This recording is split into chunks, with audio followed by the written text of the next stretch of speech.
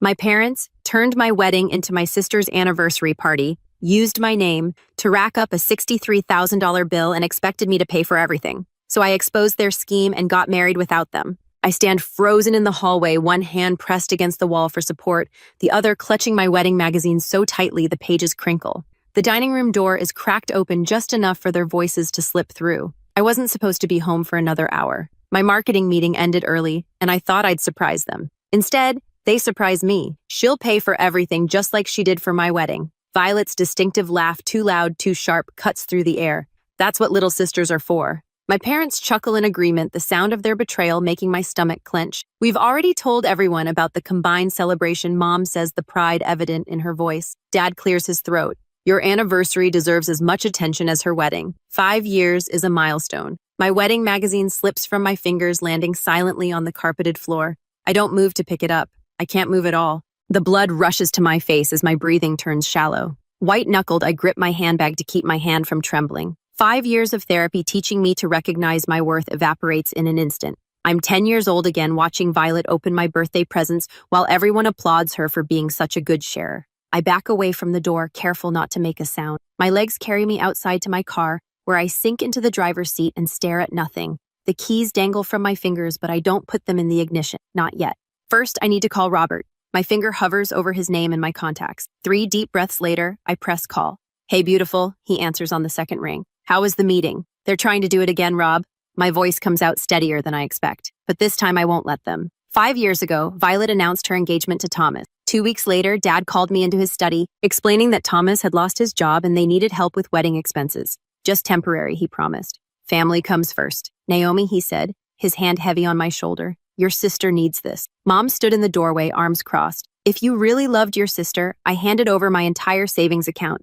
$15,000, my education fund, my future. It's just a semester, Mom said when I had to drop out of college. You can always go back. 3 semesters later, I was still working 2 jobs, watching my dreams collect dust while Violet danced at her reception in a dress that cost more than my car. That night, I made myself a promise while Sisters by Rosemary Clooney played over the speakers. Never again. 2 weeks later, Mom invites us for dinner. Just a casual family gathering, she says, but I know better. Her voice has that rehearsed quality it gets when she's planning something. The table is set with the good china, never a good sign. Violet and Thomas arrive 15 minutes late, as usual. Before we eat, Mom announces once we're all seated, we have the most brilliant idea. I feel Robert's hand find mine under the table as Mom launches into a speech about beautiful symbolism and shared celebration. We thought, she continues, beaming, that we could combine Naomi's wedding with Violet and Thomas's 5th anniversary celebration. Violet pulls out a folder color-coded and tabbed and places it on the table. I've already made a list. Separate cake, of course. Special dance. And I think the colors should match my original wedding. For continuity.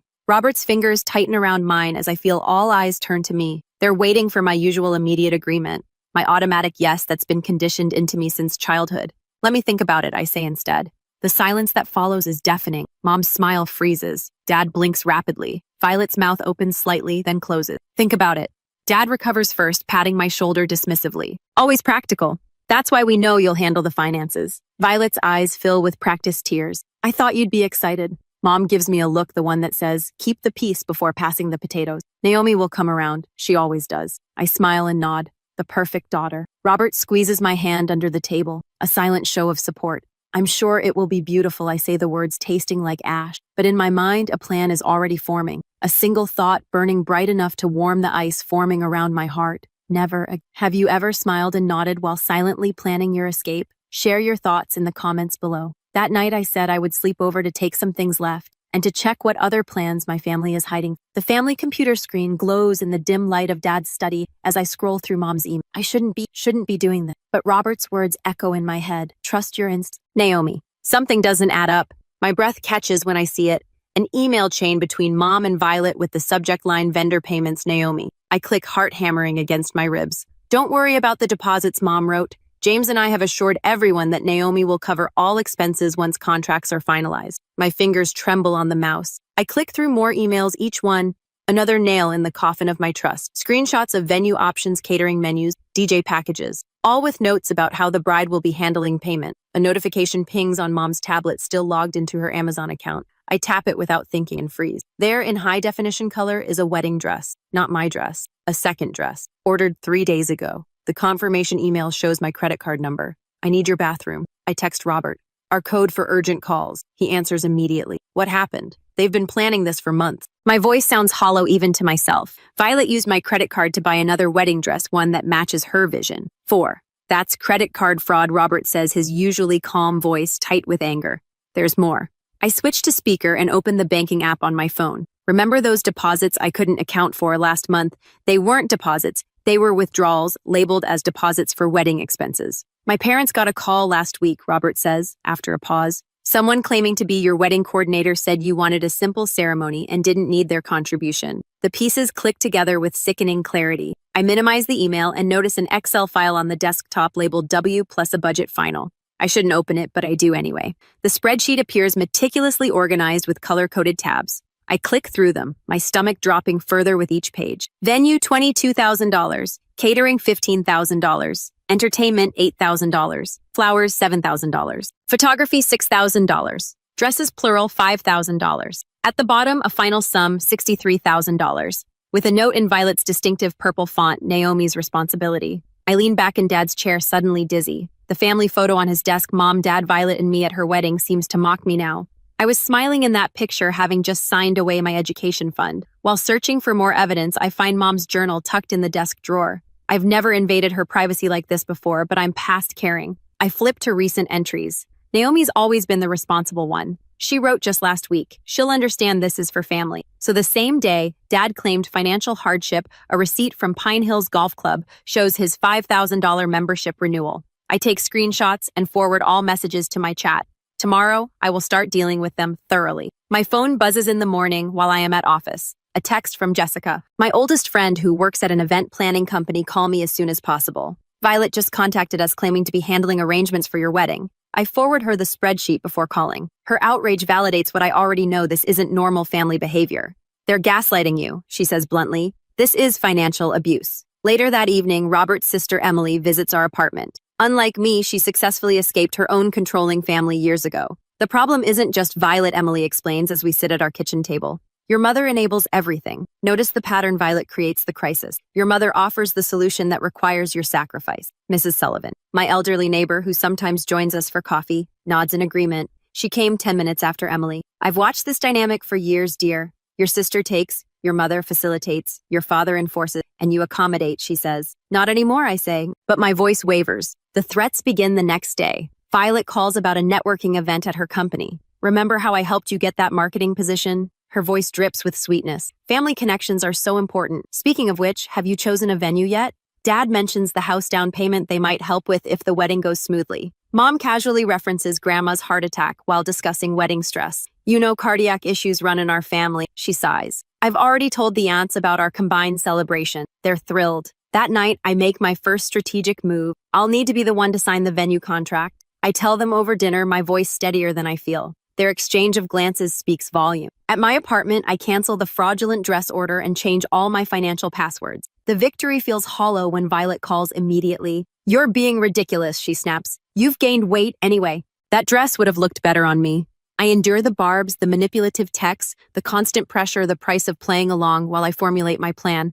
Later, alone in our bathroom, I finally break. Tears stream down my face as I grip the sink, shoulders shaking with silent sobs. Robert knocks gently but knows better than to enter. I stare at my reflection, at the woman who's been molded into the perfect sacrificial lamb. I splash cold water on my face, dry my eyes, and straighten my shoulders. This is war, but I'll fight it my way with strategy, not emotion, with boundaries, not bridges. In the mirror, I see someone new emerging, someone with steel in her spine and fire in her eyes. What's the most difficult boundary you've had to set with someone you love? Was it worth it? The next morning, my phone buzzes at 7:43 a.m. I don't recognize the number, but the text contains a photo that makes my stomach lurch. Congratulations on your big announcement. Reads the message from someone named Tara. I can't wait to celebrate both events next month. I tap the image and freeze. It's a screenshot of my mother's Facebook post from last night, thrilled to announce we're celebrating 2 beautiful milestones in one special day. Naomi's wedding and Violet's 5th anniversary. Details coming soon. 47 comments, 93 likes. Robert rolls over his eyes, still heavy with, everything okay? I wordlessly hand him my phone. He sits up immediately, fully awake. They didn't even ask us, I whisper. Call your mom. Robert says, his jaw tightening. Now. Mom answers on the first ring, her voice suspiciously cheerful. Good morning, sweetheart. Did you see, take it down? My voice comes out steadier than I feel. What?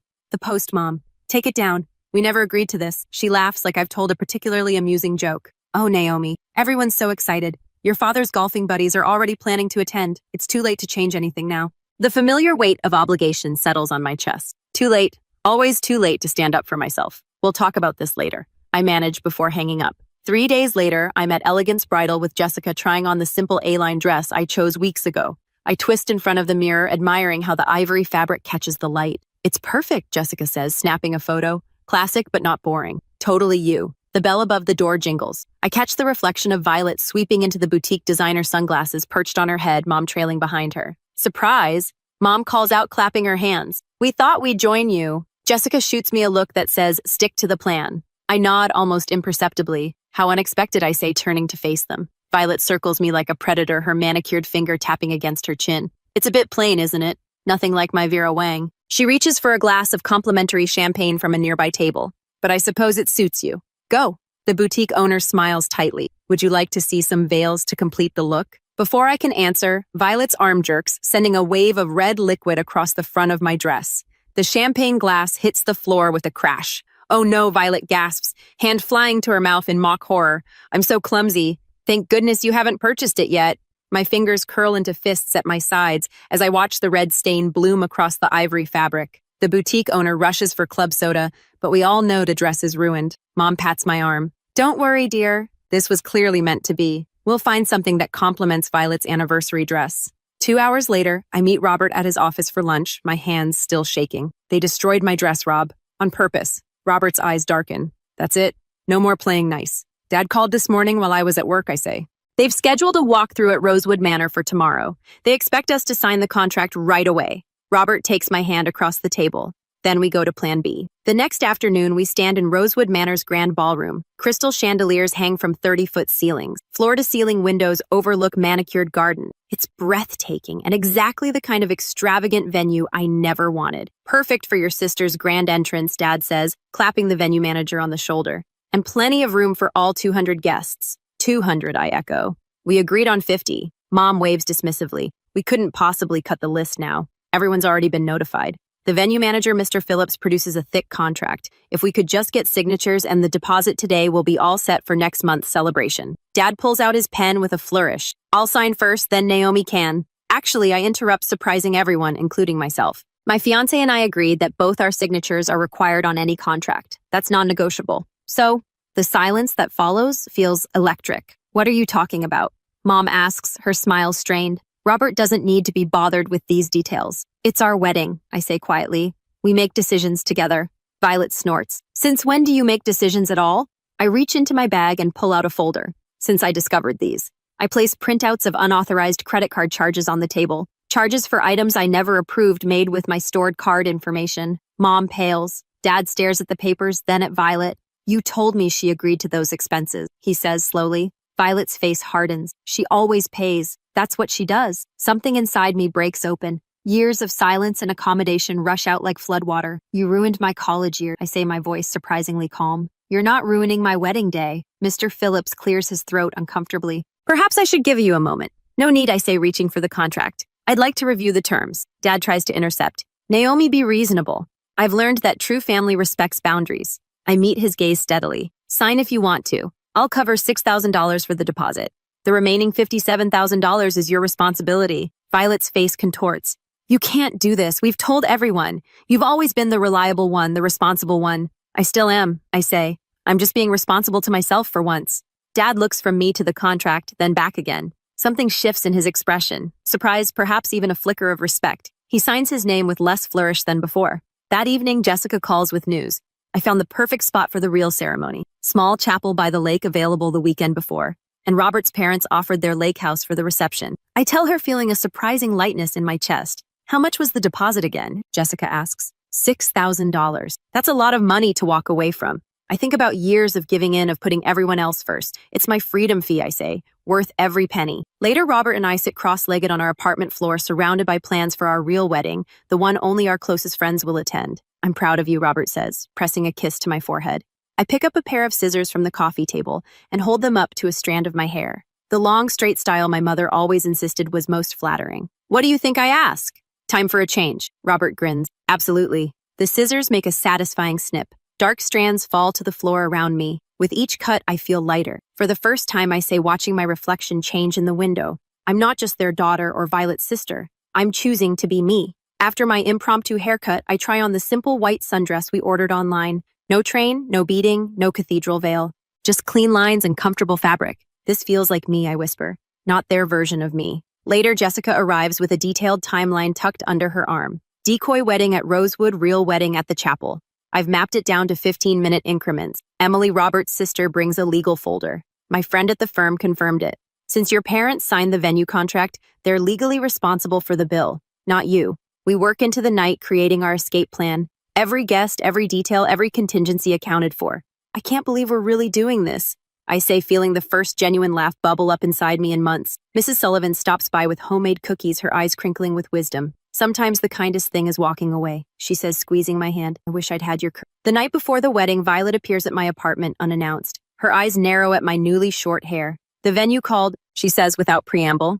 They need final payment confirmation. I smile calmly. Everything's been taken care of. Tomorrow will be unforgettable. Something in my tone makes her pause. She studies my face, searching for the familiar signs of capitulation. Finding none, she leaves with a huff. After she's gone, I pull out a small overnight bag from under the bed and carefully pack the essentials. White sundress, new flats, marriage license. Robert watches from the doorway. Ready? He asks. I zip the bag with finality, more than I've ever been. Have you ever had to create an escape plan from a toxic situation? What gave you the strength to follow through? The next morning, a makeup artist dabs powder across my forehead as I check the time. 9:17 a.m. Perfect. I snap a selfie in the bridal robe Jessica borrowed from her cousin's salon, making sure the generic background reveals nothing about our actual location. Sending the first bait, I tell Robert, who's lounging on the lake house sofa in jeans and a t-shirt, coffee mug in hand. No tuxedo yet.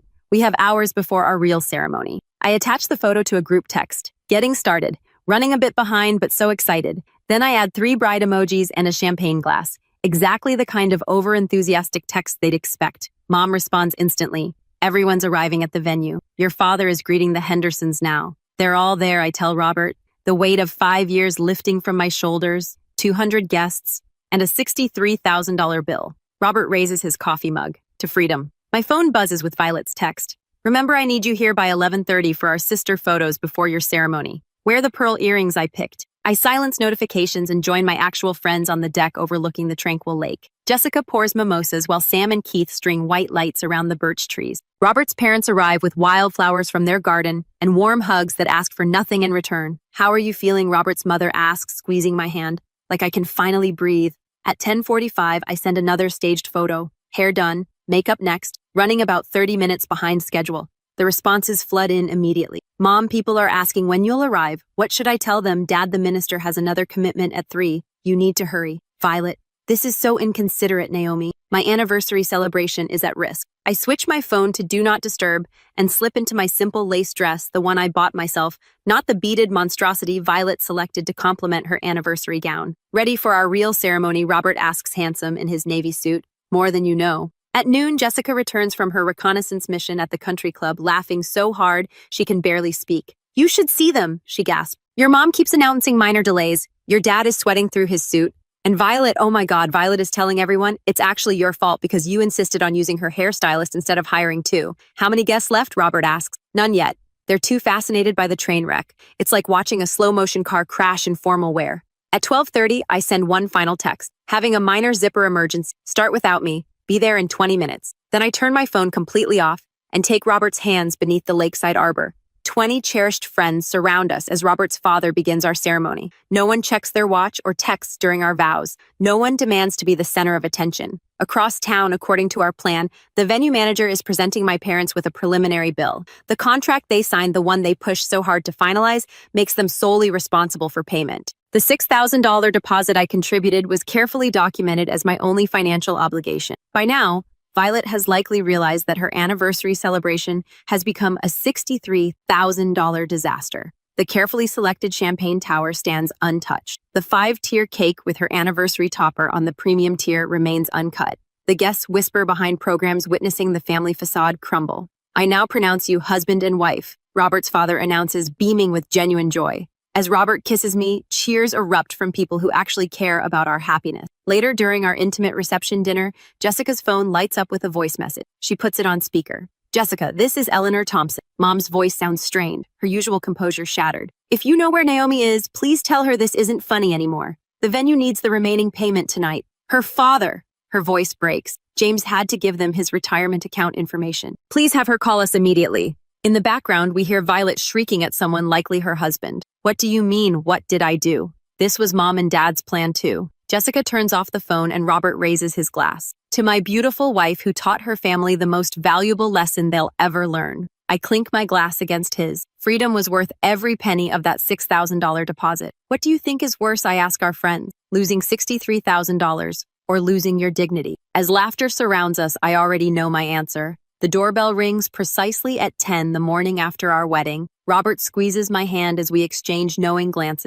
Right on schedule. Ready? He asks. I nod, straightening the fresh wedding photos we arranged on our coffee table last night. I've been ready for years. When I open the door, Mom stands front and center, eyes red-rimmed and puffy. Dad looms behind her, jaw clenched so tight I can almost hear his teeth grinding. Violet hovers at his shoulder, her face twisted into an expression that can't decide between rage and triumph. How could you do this to us? Mom's voice breaks, tears already streaming down her face. After everything we've done for you, I step aside, gesturing them in without a word. They file past Mom's familiar perfume, the one she only wears to funerals and confrontations, trailing behind her. Dad doesn't bother sitting. You're legally responsible for this bill, Naomi. I don't know what game you think you're playing, but it ends now. Tell everyone what kind of person you really are. Violet hisses, jabbing a finger toward me. I already started. Cousin Emma knows you abandoned your own wedding over some childish grudge. I don't flinch. Instead, I walk to our dining table where a leather portfolio sits waiting. Robert stands beside me, his presence a fortress at my back. I expected this visit. I say, my voice steadier than it's ever been when addressing them.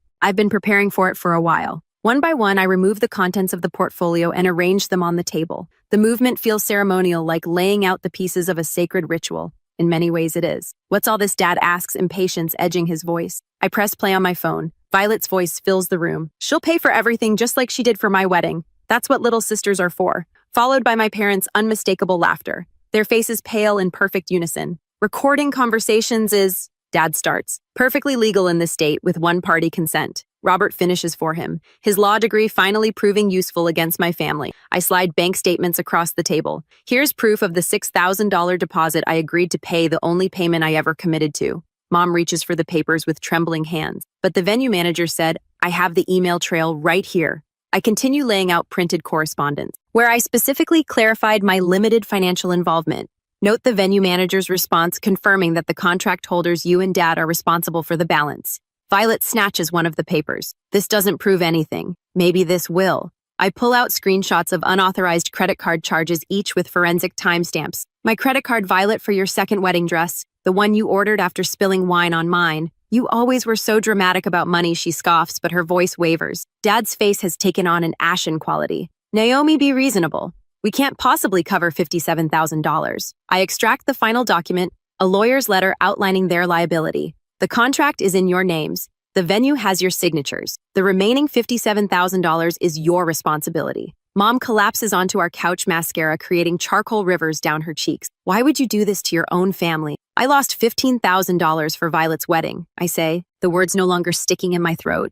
I willingly paid $6,000 this time to be free of your manipulation forever. This is revenge. Dad spits desperation, replacing his earlier confidence. No, I correct it. This is the natural consequence of your actions. Violet's husband, Thomas, who had been silent by the door, steps forward. So you did the same thing to your sister 5 years ago? His question lands like a stone in still water, creating ripples of uncomfortable silence. That was different. Violet stammers, looking to our parents for support. But something has cracked between them. Mom stares blankly at the coffee table. Dad glares at Violet, and Violet glowers at both of them. Your retirement fund, Mom whispers to Dad. We'll have to use your retirement fund. My retirement fund. His voice rises. This was your idea in the first place. I walk calmly to the door and open it. You can leave now. My new family is coming over to celebrate. They gather their things in defeated silence. As they shuffle toward the exit, I can't resist one final truth. Consider the $63,000 your investment in my freedom. Violet pauses at the threshold, turning back with an expression I've never seen before, something like respect tangled with resentment, and perhaps a flicker of recognition. The door closes with a soft click that echoes with finality. Robert wraps his arms around me as I lean against him, suddenly exhausted and exhilarated all at once. Are you okay? He asks into my hair. Before I can answer, my phone chimes with a text. Jessica and the others are on their way over, bringing champagne and takeout from our favorite restaurant. I'm more than okay. I say, looking at our wedding photos, the real ones taken at the lake house with people who truly love us. For the first time in my life, I'm free. Was I justified in my action, or should I have confronted my family directly instead? What would you have done? A year later. The scent of roasting turkey fills our new home as I arrange a centerpiece of crimson and gold chrysanthemums on our dining table. Through the window, November sunlight spills across the hardwood floors we installed ourselves last month. Robert catches my eye from the kitchen doorway and raises his wine glass in a silent toast. 1 year exactly, he says, his smile reaching his eyes. I nod, my chest warm with contentment, rather than the familiar tightness of anxiety. 1 year since we chose ourselves. 1 year since we walked away from the elaborate charade my family had planned and married by the lake instead, surrounded only by people who truly loved us. The wedding photo on our mantle captures that perfect moment, Robert and I laughing as the weather's beautiful colors danced around us, neither of us looking at the camera. Real joy doesn't pose. The doorbell chimes, interrupting my thoughts. Through the peephole, I see Violet standing alone on our porch, her shoulders hunched against the cold in a way I've never seen before. No Thomas, no dramatic entrance, just my sister looking smaller somehow. When I open the door, I stand tall in my own doorway. Unlike that day I overheard them plotting in the dining room, I feel no trembling in my hands, no weakness in my knees. I came to apologize, Violet says, her voice lacking its usual sharp edge. Really apologize? I study her face, searching for the familiar manipulation. Instead, I find something new, humility. Dad and Mom had to use their retirement savings to pay the venue, she continues when I remain silent. It was a reality check for all of us. I gesture toward the living room. Come in, the others will be here soon. She hesitates. Thomas threatened divorce unless I started therapy. He said he couldn't be married to someone who treats family like stepping stones. For a moment, I see the little girl who once held my hand on the first day of kindergarten, before she learned to see me as competition rather than as a sister. How's that going? I ask, genuinely curious. Hard, she admits, but necessary. The front door opens behind us as Jessica arrives carrying a homemade pie, followed by Emily and Robert's parents. The warmth of their greetings fills the entryway. Later, gathered around our table, Robert raises his glass to chosen family and second chances. The conversation flows easily, untainted by the tension that characterized family gatherings of the past. When Emily's college-aged cousin mentions pressure from her parents to change majors, I share what took me years to learn. Sometimes the most loving thing you can do is refuse to be someone's victim. I tell her, boundaries aren't walls, they're the foundation of healthy relationships. The words feel natural now, not rehearsed. Last month, I began volunteering at the community center, mentoring young women struggling with family expectations. The scholarship fund we created for money saved on our wedding helped 2 of them start college this fall. As evening approaches, most guests depart with warm hugs and promises to return soon. Only Violet remains, helping clear dishes with careful movements. You're welcome here as my sister, I tell her quietly by the sink, not as the person who tried to ruin my wedding. She nods, accepting the boundary without argument. Mom started to see it too, how she enabled everything. She asked if she could call you sometime. Later, after Violet leaves, Robert presents a small package wrapped in silver paper. Happy anniversary, he whispers. Inside is a shadow box containing our framed $6,000 venue deposit receipt mounted against burgundy velvet. The inscription reads, "Best investment we ever made in our freedom and future." I trace the glass with my fingertips, smiling at the simple truth of it. Some lessons are expensive, but worth every penny.